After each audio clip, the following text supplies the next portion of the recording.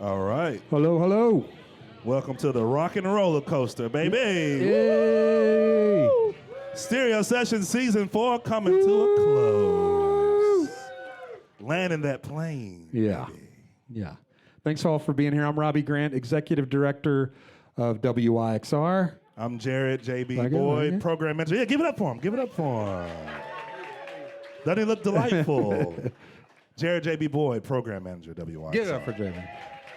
Yeah, this is the end of our 4th season of Stereo Sessions. I see a lot of faces that have been at a lot of these, almost all of them. You could see on your way in, if you didn't, on your way out, all the records that we've honored. It's been an amazing journey along here. I want to shout out to David Beaver. He's in. We honored him last season. Yeah. And I'm sure there's other honorees. It's hard to keep up now. So we've done so many, and it's an honor for us to be able to hang a record in the rafters. The music business is business, and business can be crazy and cutthroat, and there are so many ups and downs. But Memphis is rich. Everybody knows that. It's not a secret. It's something that people understand, and they live it, they breathe it, they know. Even if they're not from Memphis or have never lived in Memphis, I always talk about the Memphis of the mind. There are people all over the world that care about some of these very obscure records. And there are people all over the world who would want to be here in the room with some of these amazing legends who have done these innovative and creative things in this space, in this region where magic happens. So we get to do a very special thing and to hang these records up and say, you know what? Doesn't matter if it sold 1 million copies or 1,000 copies. Or 100 copies. They matter to Memphis, and they matter. It's just one. That's how we end up with so many extras laying around. But that's a good thing. That's a good thing because we can still cherish them and their treasures to us and get to share them again to the world. Yeah. Don't get it for Jay. He's been the glue for this whole series, and really appreciate it. And shout out to Liv, our event lead, and Mary and Shelby for doing all the great work. And if you're a DJ or have been on a DJ or been on the station, raise your hand. It's a big crowd of folks. Tim's not, but yeah. So we appreciate all you do for the station. Let's talk sponsors, man. Yeah. We could not do this without our pals at Memphis Presents. They're incredible. They do so much for the community, music community, and arts community. And we really appreciate our Memphis friends. Give it a huge applause for them. We could not do this without them. And of course, this facility that we're in, the state-of-the-art, amazing facility, the Memphis Listening Lab. Thanks for having us, Memphis Listening Lab. Give it up. Yeah. Chad, raise your hand. Chad just started. He's back in the back. If you want to see them about event rentals or hanging out here, he's here. Well, just learn more. Just learn more about where this collection came from and how to get engaged, how to get involved. Shout out to Colin, my man. What's up, dude? Yeah. Like that sweatshirt. Yeah. And our season sponsor, 2 seasons of helping out the Stereo Sessions. We really want to thank iBank, all they do for the community here in Memphis. Thank you so much. We couldn't do that without you. Our pals at Crosstown Brewing Company, our pals at Via have been season sponsors as well. Thank you so much. And our friends from the Hub are here. They are a sponsor for tonight. Thanks, Sue and Jamie and all the great work they do. They're hanging out right here. Yeah, there you are. And Jared, of course. Sue. He's ducking, but he's here. Sue had a record we did. Sue, you remember? Sue's been honored. Sue's been honored. Sorry, I forgot Sue. And then finally, Goner. Let's give it up for Goner Records. They've got their Goner Fest coming up at the end of the month. That should be a blast. A couple other quick notes. We've got our pledge drive next week. If you listen, please donate. Please help us out. We're still struggling with our loss of federal funding, but a lot of you have showed up, and we appreciate what you've done. But listen, we have a blast all week long. We're going to have our 5th birthday picture on October 2nd at 6 o'clock. We'll be talking about that. Love to have you in front of the station and celebrate with us with cupcakes and beer. And of course, our raisedbysoundfest.com. Raised by Soundfest is December 6th. We're going to have Steve Malcolmus and Kurt Vile co-headlining solo. We'll have Jay Som, Jake Fussell, and a local acts. That's a lot, but check out raisedbysoundfest.com. It's all happening. It's all happening. It's all happening. Tickets go on sale Friday at 10 a.m. So, all right. You do the rest of the intro here, JB. No, we got to do one more thing, and then we get to it. Sorry. The prize giveaway. All right. I'm going to thanks to everybody that entered. If you entered online, this is for the... So for those of you who have not been oriented, someone will walk away with all 6 records that we've highlighted this season. So.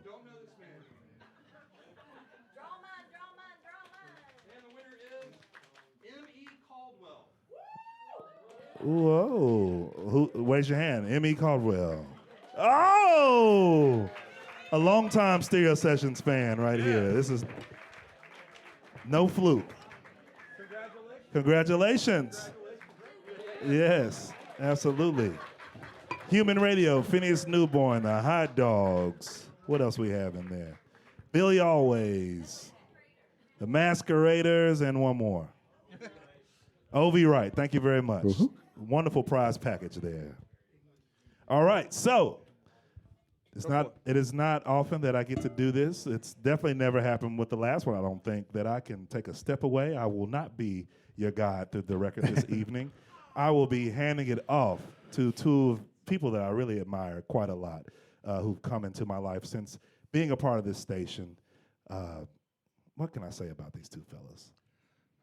Both of them are WYXR DJs. Both of them are great volunteers for the station. Incredible Both of them musicians. are great songwriters. Yeah. They've got a lot in common, actually. And just sweet guys, kind guys that have really elevated the work that we do. And anything that I could do for you fellas, man, I don't know. I just don't know. Hey, all right. Pat Sansone, Greg Cartwright. Come on now. We have two more seats right up front, too, if anybody wants. Thanks, guys.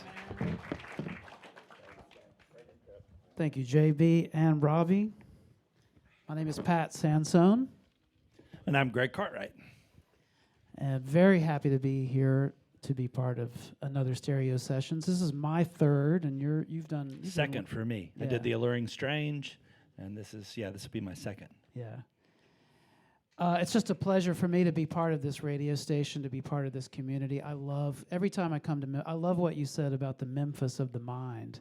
Very poetic and very apropos. It's every time I come to Memphis to do anything, it always seems like there's 5 other cool things happening at the same time. It's such a creative honey, it's like a beehive of creative energy, and I think that applies to this record that we're celebrating today. I totally agree. Yeah, so many great players on this record. There's the band itself, and then some great guest spots on the record, and it really showcases a lot of talent and that was from Memphis, but also it kind of branches out, and just in the same way that the Big Star record kind of points to things outside the United States, influences from the Beatles and all this other things that were current music styles at the time. This is a great Memphis record, which also kind of points to other places and other kinds of music, other kinds of rock and roll that was going on elsewhere.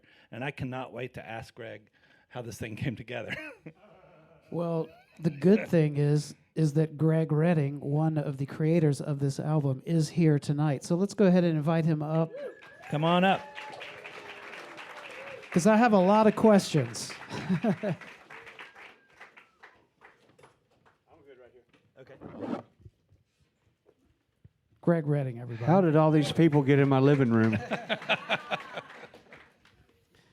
So, Greg, I have just started to really get to know this record just in the last week. I had been turned on to the song Another Smile because I was driving around in Memphis about 3 or 4 years ago listening to WYXR, and Rick Clark played that song on his show, and it blew me away. I was like, what is this? Who is this? Did a little research and realized a little bit about the story. This is a record that you've known for longer, yeah? It has been. I grew up with this record in my house. My dad had this record, and so it was kind of in the pantheon of rock albums that I heard played on Sundays when house cleaning was going on. It'd be an all-day event of records that my dad really liked. And also, the album cover was really intriguing to me as a kid because it's like it appears to be like a lighting and fan store. You want to know the secret behind Yes, it? I do know one of that. This album cover was shot on the 6th floor of this building. 1973, Sears Crosstown, the lighting department, and that's us at 6 o'clock in the morning having it done. Amazing. Carol, Yeah, it was taken on the 6th floor, lighting department. How about that? Incredible. So Crosstown is part of the whole thing, you know. It's just, I remember coming. I said, "Man, 5 o'clock, 6, that's early, man." And whose idea was for that to be the cover? Terry and Carol Manning. Yep. She took the back photograph as well? Yes. Okay. Yes. And she took the photo of the second album that never got released, which wound up being the cover for a Joe Walsh album, Oh, wow. Got Any Gum. Oh wow. Yeah. That was going to be It was a cover of the Memphian. Of the Memphian. Yeah. Yeah. Mhm. Wow. That's so cool. So how did you originally connect with Terry Manning? What was the story there? Okay, let's hit the rewind button because we got to go back to the late 60s when Ardent was still on Jackson Avenue. Right. Okay. National. And I was in a band called The Village Sound. Yes.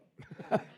And we were signed to Stax, the hip record thing. So we went over there to cut, and that's where we first met Terry. And I mean, without any doubt, the first time I ever experienced working with Terry, I was like, this guy is special. I mean, he is beyond this guy is special. So time went by, and at the same time, a little bit later, Bill was in a band called Country Funk. And they were cutting some tracks with Terry. Well, Village Sound broke up, Country Funk broke up. Bill and I met each other, and we started a band called Silver. We went out on the road, we played a lot, but while we were on the road, we sat in the hotel room every day writing songs. And around 1971, we had gotten a gig. We were in the road band with Albert King. Wow. Yeah, 2 white boys on the Chitlin circuit. It was a learning experience, I'm going to tell you right now, and it was wonderful. I mean, I learned a lot about life and everything else working with Albert King. How did that come to be? Once again, the band Silver had just, Jack Holder was in the band for a short time, and when he quit, the band just dissolved. And so Bill and I were sitting in our house over on East Parkway South behind Tom Bell Chevrolet. And you know exactly where I'm talking about. Exactly. All of a sudden, there's a knock on the door. And it's our friend Roy Cunningham. And he's the drummer for Albert King. He said Albert King needs a drummer, needs a bass player and a guitar player. Now, at this time... That's a whole band. Just 2, yeah. And I was kind of a guitar player at this point in time. I was still a full-time keyboard player, but I'm like, well, what the hell? I'll give it a shot. So anyway, we put all of our stuff in a car, drive to the internet, to Memphis airport. You could put the stuff, just, here's my amp and his amp, and they just took it into baggage. I was like, okay. So... We get on the plane, we fly to Chicago, which is where Albert's waiting for us, okay? So, God, this is all coming back. This is like a bad acid trip. So we pull up on the south side of Chicago. There's Albert standing there. We get out of the cabs. One cab's got us in it. Another cab's got all of our gear in it. He looks at us. Of course, you're like, oh, God, I got 2 white boys here. What's going on here? And he says, which one of y'all's the bass player? And Bill, a little short guy, right? Bill raises his hand. He goes, okay. So anyway, we start, no rehearsals, and we go to work with Albert King the next night. The Zodiac Lounge in Gary, Indiana. Now, here's the thing about Albert. You got to understand, Albert traveled in 2 different worlds in the 70s. Only one of them was really important to him. And that's basically the Chitlin circuit, the Zodiac. Those were his people. That's who put him where he was, and that's all that mattered. Now, the next night, we may be playing, well, one of the next nights we were playing in Iowa City. Our opening acts were Peter Frampton and Jay Giles were our opening acts. Now, okay, I'm 21 years old. I don't know anything about the blues, okay? I was raised on Clapton, Hendrix, and Beck, okay? That's who I thought invented this stuff, right? So we're doing sound check. We get done, and I still to this day cringe when I have to tell this story, but it's so true. I'm sitting outside the dressing room, and I look up, and here comes Peter Frampton and Jay Giles, and I'm like, oh, my God. Oh, my God. These are like 2 of my heroes, right? So they walk up to me, and they look at me and go, "You're in Albert's band, right?" I went, "Yeah." And they said, "Is there any way we could possibly come in and pay our respects?" What? I said, "Excuse me, but all he does is play Jimi Hendrix and Eric Clapton licks." And they looked at me like I was the stupidest human being that ever walked the face there, and said without fail, Peter Frampton looked at me and said, "Mate, Clapton and Hendrix play Albert King licks." And I went, "Oh, shit." So I'm looking for a hole in the ground to crawl into, but that's when I realized, I said, maybe I need to start paying attention a little bit more to where I'm standing right now. And it became known. I mean, one night we played the Fillmore, and there's, Mike Bloomfield and all these killer guitar players bowing at the feet of Albert King, and I'm like, oh, okay, maybe it's starting to make a little sense now. So anyway, so Bill and I had been doing that. I had a family, he did, and he liked on the road. I was like, man, I'm going to go home and just rest. So I'm sitting at home one day, and the phone rings, and it's Terry Manning. He goes, "You and Bill still working together?" I said, "Yeah." He said, "You guys got any songs?" I said, "We got songs." So I got on my bicycle. I didn't have a car. I was so poor I couldn't even pay attention, but I did not have it. So shut up, y'all. So I rode from East Parkway South, you know exactly where it is, over to Ardent Studios, 2000 Madison. Not a long ride, but still. And I went in there and I said, "Now, first of all, Terry, understand, I don't sing these songs. I'm going to play them for you, but don't think that my voice is the end all of this." So I played him a few songs, and he went, "Yeah, we can do something with this." So I called Bill and said, "Get your butt back in town, man." I said, "It looks like we're going to make an album." So that's pretty much how that That's came. so cool. And I love this sort of picture of you guys having this education, going out and playing with Albert King, but also encountering these British rock heroes. My heroes, yeah. Which kind of makes sense in that the Hot Dogs album and lots of these albums that were made around that time in Memphis, this synthesis of the Beatles influence, the influence of the British rock sound, but 100%, but you still hear the southernness, you still hear the shades of that other part. Well, so that makes total sense. Yeah, this album goes all over the place. Right. Because we didn't really. Here, first of all, there's two guys on the album cover. There's a reason for that. That's all we had when we started this thing, okay? We cut 3 or 4 tracks with just acoustic guitar and drums, and then overdubbed on top of that. Until, let's get back to Another Smile, okay? That's a Jack Holder song. Okay. He used to play it for us when we were all still in Silver before it broke up, and he went back home, and Bill and I joined Albert King, and we thought it was a gorgeous song, absolutely gorgeous. So while we were putting this thing together, I played it for Terry. He said, "Absolutely, this song's going on the album." Well, Jack caught wind of it. And here's the thing about Jack Holder. You got to understand something. He was the best man at my wedding. He was a lifelong friend. I love this man as much as any brother I had. He just had a habit of leaving bands at an inopportune time. If the season was changing, Jack was probably going to quit, okay? But would never fail. I'd put something else together, and all of a sudden I get a phone call. "Hey, man, what you doing?" And I go, "Well, I got..." So anyway, he found out we were cutting this song of his. He said, "Y'all making an album?" I said, "Yeah." He goes, "Can I come play?"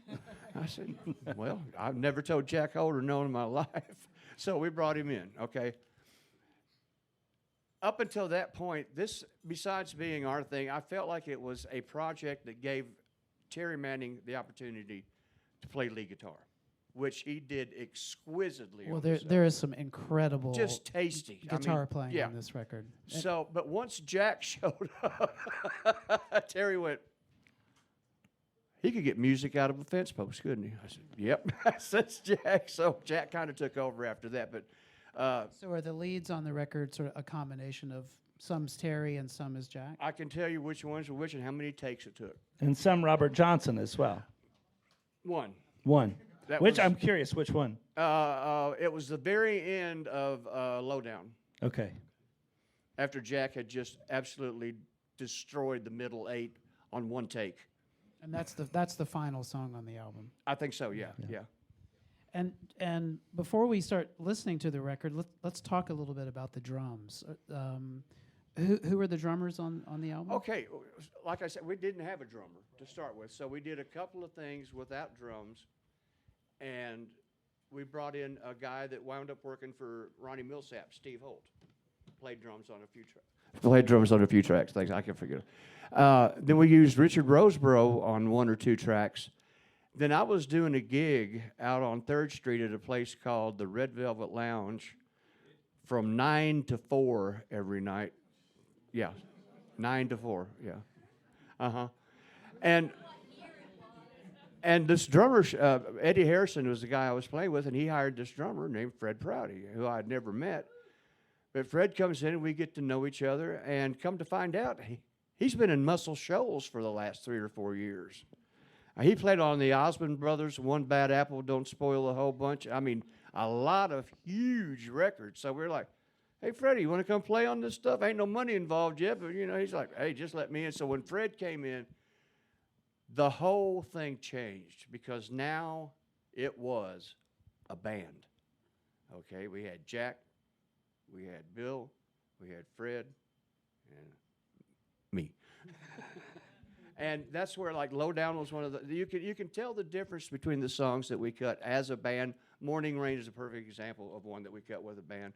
My proudest moment as an organ player. One take, and nailed it. Oh, it's a great, well, we're about to hear it. It's a fantastic But organ solo. that's how the drummers came about. And once we got Fred, we didn't need anything else. I mean, he just laid it down so perfectly. It was wonderful. And just curious, what kind of stuff were you guys listening to sort of leading up to making this record? Were there some touchstones that were things that you were kind of referencing or really leaning on in your listening? With me, it was all about the Beatles, okay? They're the reason that I became what I am still to this day. February 9th, 1964, Sunday night, 7 o'clock, The Ed Sullivan Show. Me and about 1 million other young musicians, their world stopped dead at that moment. And we just all were mesmerized by what we were seeing. Because you got to realize, up until that time, it was teen idols. There weren't any bands. There weren't any bands like that. And so we're all, basically everybody in my generation went, hell, I can do that. To an extent, but I mean, it's just 2 guitars, bass, and drums. And at that moment, I was living in Sikeston, Missouri. We moved to Memphis about 10 months later, and within 8 months, I was in a band, and that was in 1965, and I've never done anything but that since then. But besides them, I mean, obviously, we were heavily English influenced. I mean, but what we didn't realize is, like, Humble Pie, all the heavy bands were playing the blues. Exactly.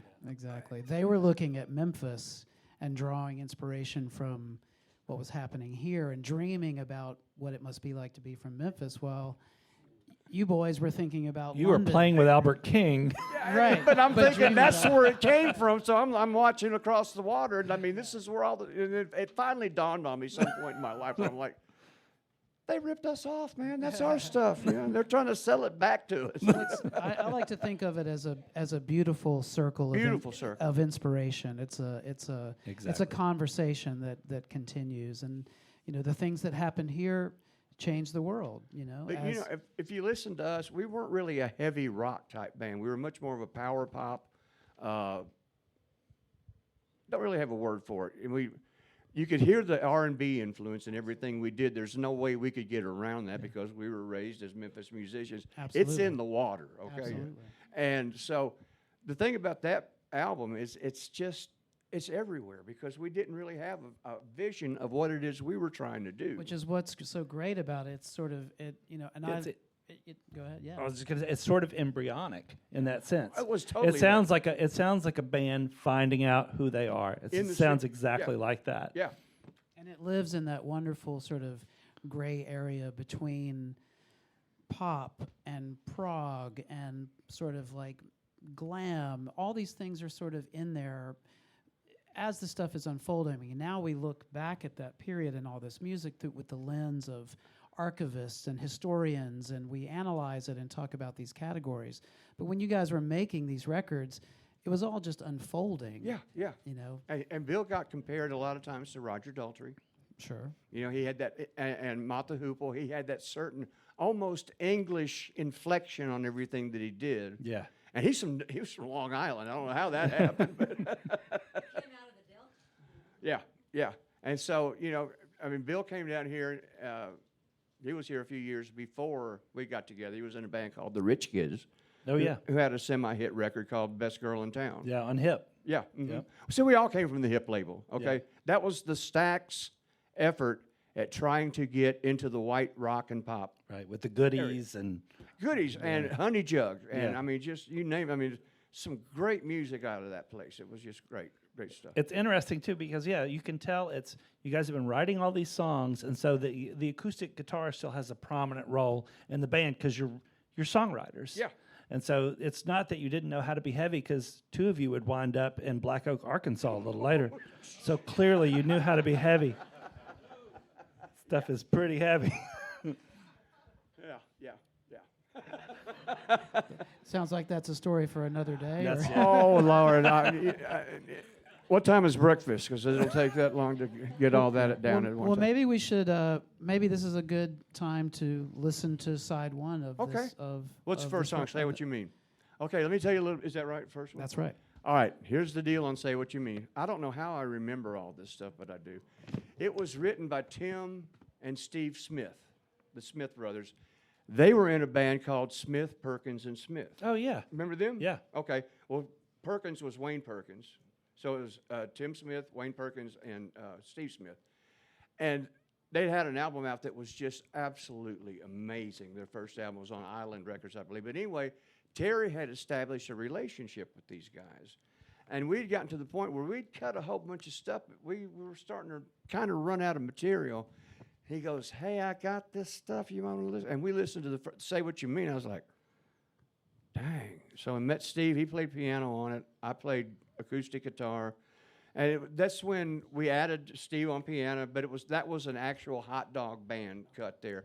And Terry on guitar solos. Great. Well, should we get into it? Let's do it.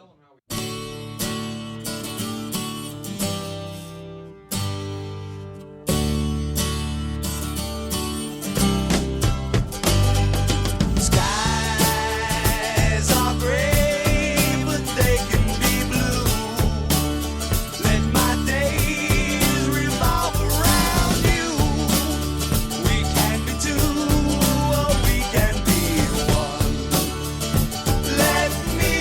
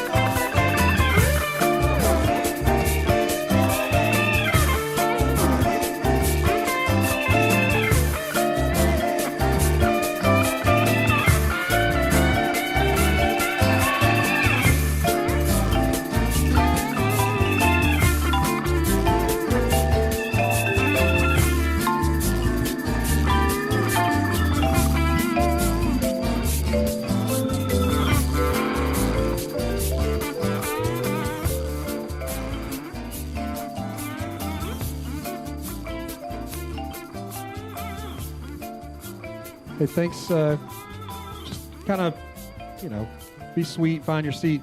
I did forget. I did want to make one announcement.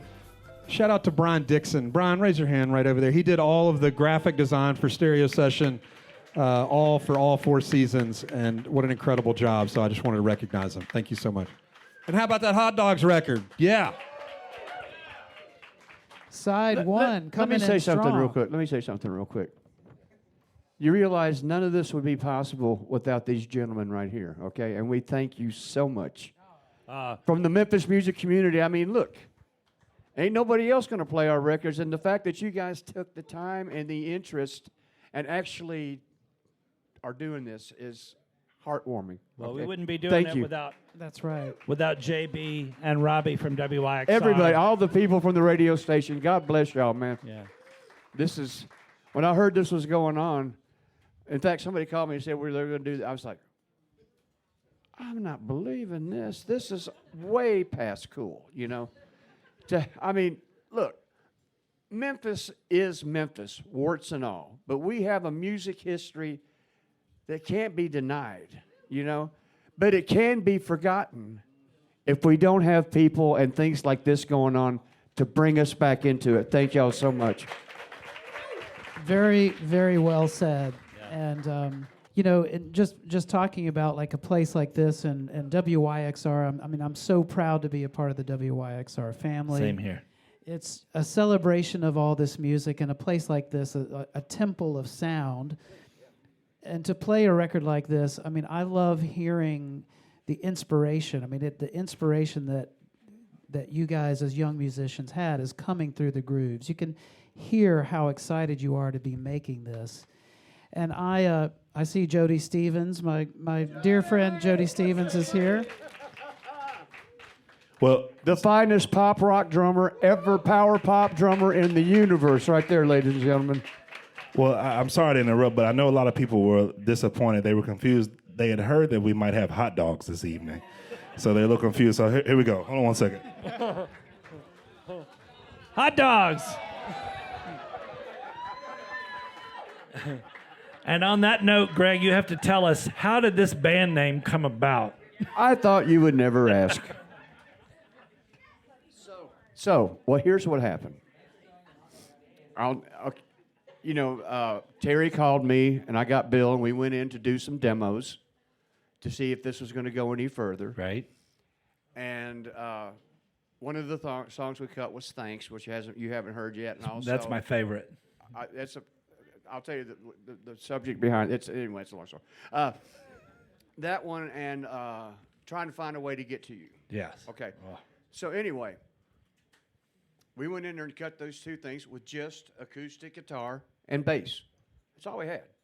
So we spent about 4 or 5 hours at Ardent. And this is when they had moved over to Madison now. Right. We're in the big house, 16 tracks. Don't talk to me, okay? So at the end of the session, Terry looks at us and goes, "What do you want to call this thing?" And, Bill and I are like, we don't know. We're just trying to get a record, So for whatever reason, Terry wrote down on the tape box, "The Hot Dogs." Now, that second, a little voice inside of my head said, "This is going to bite you on the ass someday." And it did. And I'll tell you what happened. And this is when I got to say, "I told you so." We got booked at the Whiskey A Go-Go on the LA Strip. This is like the Mount Rushmore everybody's played there. So we're like, okay, man, we've finally come into our own. We're playing the frickin' Whiskey. Okay, we're standing backstage, ready to go on. And the announcer goes, "Ladies and gentlemen, the Whiskey A Go-Go is proud to present to you a band that we're sure you're going to relish. A band that is destined to cut the mustard. Get off your buns and let's hear it for the Hot Dogs." Yeah. Brutal. brutal. That hurts. Yeah, and so if that wasn't bad hurts. enough, so I'm standing backstage going, well, Heckled by the MC. we're never going to get a positive review on this thing. So we go out on stage. First song we open with Say What You Mean. I'm playing organ. I do this organ rake, and one of the keys on the organ broke and sliced my hand wide open. So, it's just, what else? No, I never say what else can go wrong because we all know what happens when that does. But anyway, that's when we realized, and we hated the name, okay? We absolutely hated the name. It had, it hurt, okay? Yeah. We were known as the band that came from nowhere and gave it a bad name, okay? So, and that was actually one of the reasons why I quit the band. Was the band name? Huh? The band name? Yeah. I said, we got to change. I'm not going through the rest of my life in a band called the Hot Dogs. This ain't going to happen, man. But before that happened, you had started making a second record? Oh, yeah. And see, now the real Hot Dogs are starting to show through. If you listen to Lowdown off the first album, that's pretty much what it became after that, because we still had some pretty songs, but we now cut loose. Yeah. You're starting to turn it more into a rock band. Yeah, but the problem wasn't only just me wanting to quit the band. You got to realize at this point in time, we were neck deep in the Stax CBS Records controversy. Okay, that's what killed the first album. We did a single. We did a cover of "I Walk the Line" by Johnny Cash. People called it the precursor to punk. We cut it down at Roland James Sonic Studios, 4-track machine, because we were in there knocking it around in Studio B at Arden, and Terry stuck his head in and go, "What are y'all doing?" I said, "Well, we got this little thing going on." And he just play it for me. He goes, "That's good." So he called Roland, booked the studio, went down the street. In fact, there's a picture of us at that studio in that wonderful book that Heather Prouty brought tonight. This is Heather Prouty, daughter of Fred Prouty, wonderful child. I've known her since she was a baby. So we went down there and cut the track in like 2 or 3 takes, done. Came back to Arden, dumped it to the 16-track, put the vocals on it. Who's the falsetto on? Who's singing? That's that? Holder, man. That's an incredible. His voice gets so high and sounds so great. I know. When we had no idea he could do that. It just came out and was, what the heck is that? It's like Barry Gibb singing over the Yeah. So anyway, he plays it for the Stax people. They go, "Yeah, this sounds pretty good." So they put it out. It's getting heavy airplay. Now, you got to remember, this is back when it was still AM, FM radio in Memphis, and even the AM stations actually played music, okay? You could drive across Memphis, and there's our song on WHBQ, WMPS, FM 100, all at the same time. This is what's called a turntable hit, but that's a good thing, right? But we realized quickly, outside of the city limits of Memphis, you can't buy it. It's not available. Now, radio stations will not play your record if it's not available for sale in the town that they're playing it at. So we're like, let's have a meeting. So we called Al Bell, wonderful man, great man, one of the most amazing human beings I ever had the pleasure of knowing. And we said, "What's going on, man?" He said, "Hey, it's real simple.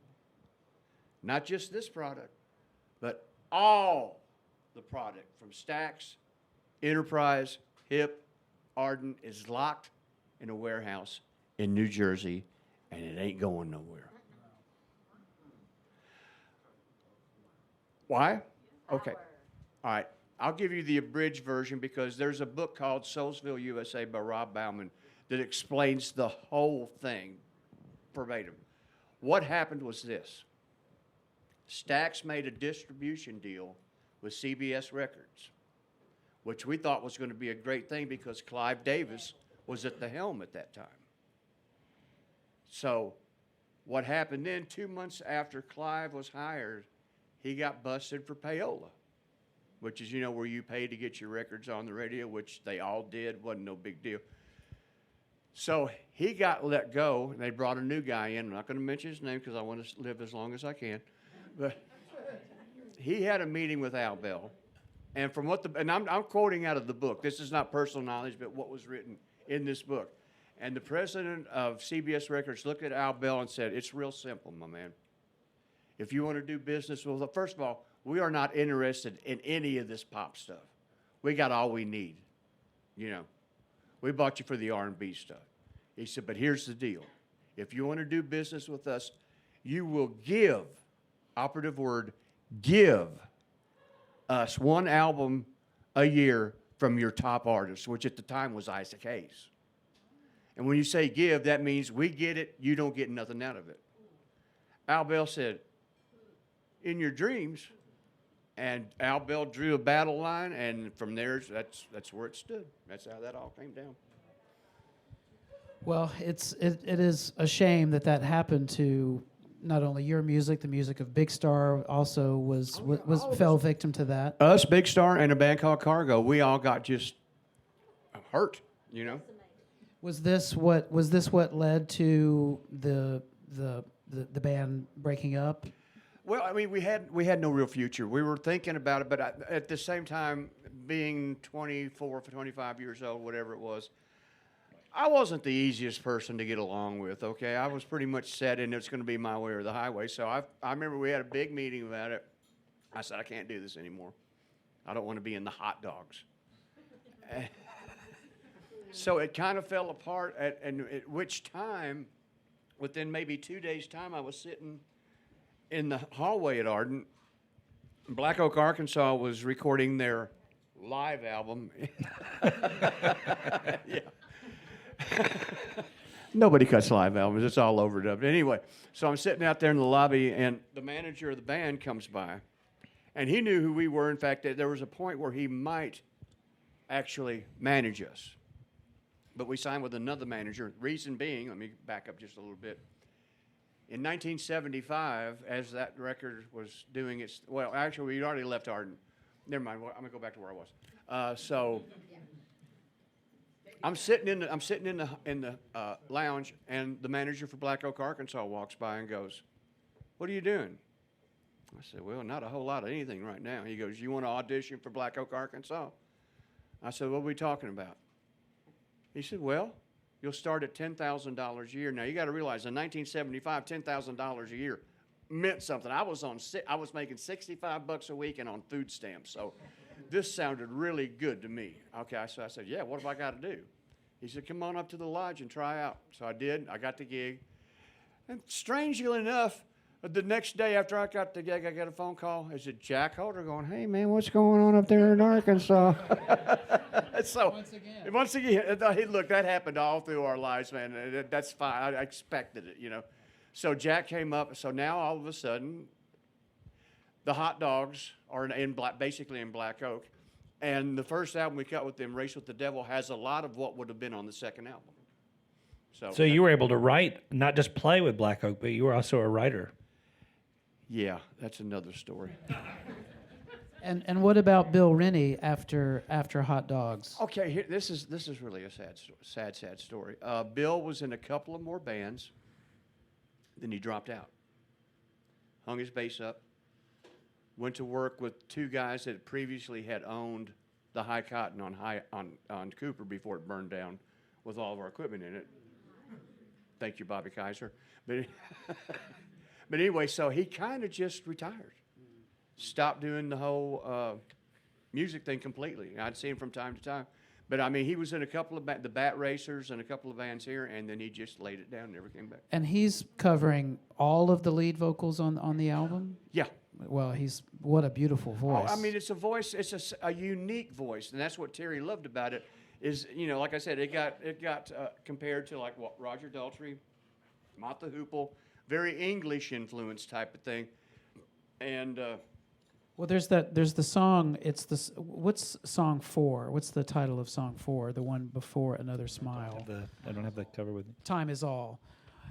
that is such an incredible arrangement. It's sort of that incredibly beautiful acoustic playing.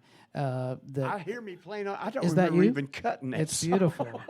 Those beautiful acoustic arpeggios, which Yeah. sound incredible. Well, it's me and Jack doing that double tracked, and but I mean, when I heard, I was like, I don't even remember doing this. It's song. gorgeous. It kind of puts you in the same. It's like sort of in a similar universe to like Led Zeppelin 3. Well, see, and you got to realize that Terry Manning was a strong part of Led Zeppelin 3. He did That's all right. the mixing and mastering and a lot of Right. the overdubs on that. So that became, I mean, that's his influence. And right? you can hear shades of even things like America Yeah. or Yeah. the Laurel Canyon sound. Right. And then it shifts into that section in the middle that almost goes into Hard who's next. Yeah, exactly. You know, it's almost like something So from what you got is a band searching for its identity and just knocking on every door that we can. which is find. beautiful because it synthesizes all these things together and makes something new. And you can hear it's just pure inspiration. And one of the cool things, there was a lot of it on the first side, is the background vocals are from a band called Cargo. And they were a band that Terry produced. Okay, there was 3 bands at Ardent: Big Star, the Hot Dogs, and Cargo. All obviously very excellent bands, but Cargo I felt like was always, to me, musically the best band of the 3. I mean, their musicianship was off the chart. Their vocals were off the chart. They're from Tulsa, Oklahoma. Their harmony's incredible. Oh, if you ever get a chance, look up the Cargo album and get blown away by some of the most amazing vocals and playing you've ever heard in your life. But I was good friends with them, so I just, I went over to the house and we were sitting around one night. Hey, man, you want to come sing on our album? And they're like, hell yeah. So, And now they also sang on the Dan Penn album, Nobody's Fool. And there was something else you told me about that record. I wrote a song called Prayer for Peace with Dan Penn. So you wrote prayer. You helped write. Me and Prayer Bill for Rennie Peace. co-wrote Prayer for Peace with him. That's amazing. That and 50 cents will get you a bus ride across town. Well, this is that sort of creative honey, the sort of beehive that I'm talking about. I just love this idea of in Memphis at that time. There's all these talented, young, inspired people just roaming around town, playing on each other's records, inspiring each other, sort of encouraging each other. It was a family, and thank God to this day, it's still a family. True. You know what I mean? I mean, the one great thing, I've been a part of this community for 60 years, okay? Yeah, since 1965, I have been a professional musician in Memphis, and I can't be prouder to say that than possible. But the thing I know is this.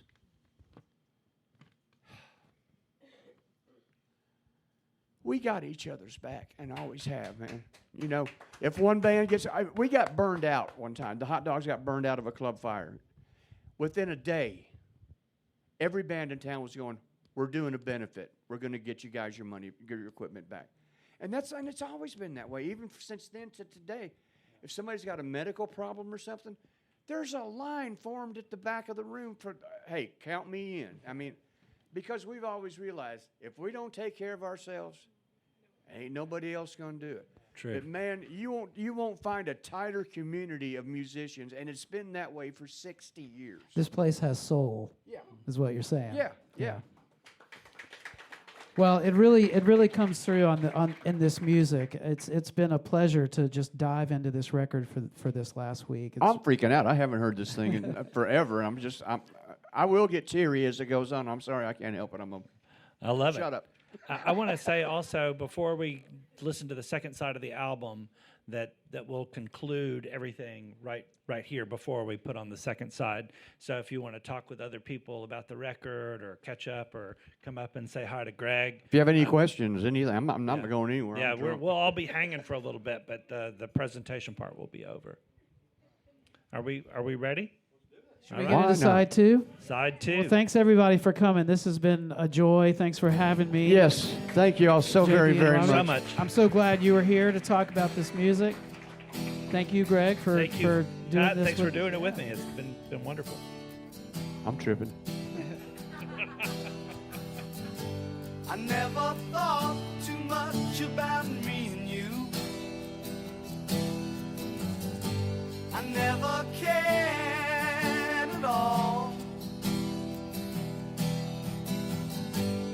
only